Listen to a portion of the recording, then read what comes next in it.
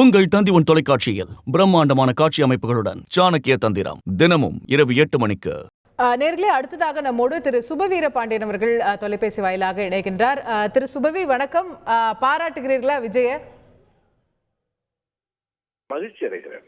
ஏனென்றால் இந்த ஒரே ஒரு நிகழ்வை வைத்து பாராட்டி விடுவது என்பது சரியாக இருக்காது.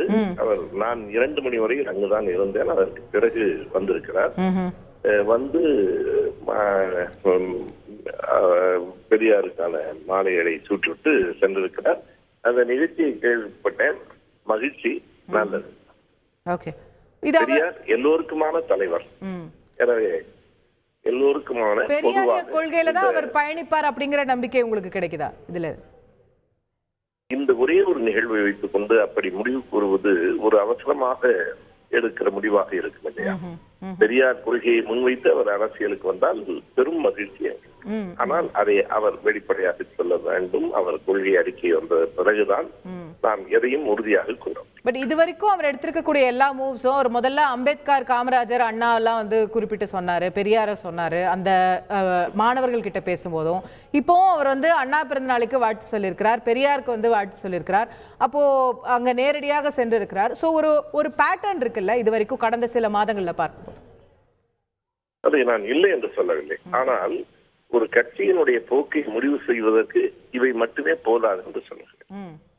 கட்சியினுடைய மாநாடு, அதில் அவர்களின் கொள்கை அறிக்கை வந்ததற்கு பிறகும் அவர்கள் எப்படி இயங்குகிறார்கள் என்பதை பொறுத்தும் தான் எந்த ஒன்றையும் நாம் சொல்ல முடியும். அவர் அண்ணா பிறந்த நாளுக்கு வாழ்த்து சொன்னதும் பெரியார் திடலுக்கு வந்ததும் பெரும் மகிழ்ச்சியை தருகிறது. அதில் ஒன்றும் மாற்றுக்கிறது. ஓகே, என்ன எதிர்பார்க்குறீங்க? இதே லைன்ல விஜய் பயணிக்கணும்ன்றது உங்களுடைய எதிர்பார்ப்பா? உங்க எதிர்பார்ப்பு அவர்கிட்ட இருந்து என்னவா இருக்கு? ஒரு பெரிய ஸ்டார் இப்படி அரசியலுக்கு வரும்போது இதே வரிசையில் பெரியார், அண்ணா, கலைஞர் வழியில் பயணிப்பது என்றால் அவர் திமுகவிலேயே இணைந்திருக்கலாம். தனியாக அதற்கு ஒரு கட்சி தேவையில்லை. ஆனால் அவர் அப்படி பயணிப்பதாக இருந்தால் தனியாக கட்சி தொடங்க வேண்டிய தேவையில்லை. ஆனால் அவர் என்ன செய்ய போகிறார் என்பதை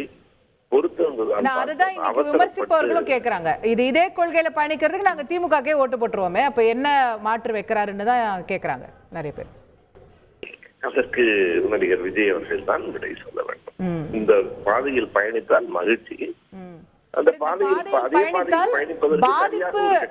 இந்த பாதையில் பயணித்தால் பாதிப்பு திமுகவுக்கு அல்லது அதிமுகவுக்கு அப்படின்னு எடுத்துக்கலாமா? கண்டிப்பாக நடிகர் விஜயினுடைய வரவு திமுகவை ஒரு நாள் பாதிக்காது. அவருடைய வரவு யாரை பாதிக்கும் என்று அவருக்கும் தெரியும், பாதிக்கப்பட இருக்கிறவர்களுக்கும் தெரியும். ஓகே, பாப்போம். அது நம்ம மக்கள்கிட்ட விட்டுருவோம். நீங்க சொன்னதை மக்கள் புரிஞ்சிருப்பாங்கன்னு நினைக்கிறேன். நிகழ்ச்சியில கலந்து கொண்டு உங்கள் பார்வையை பதிவு செய்வதற்கு நன்றி திரு சுபவீர பாண்டியன். உங்கள் தந்தி தொலைக்காட்சியில் பிரம்மாண்டமான காட்சி அமைப்புகளுடன் சாணக்கிய தந்திரம் தினமும் இரவு 8 மணிக்கு.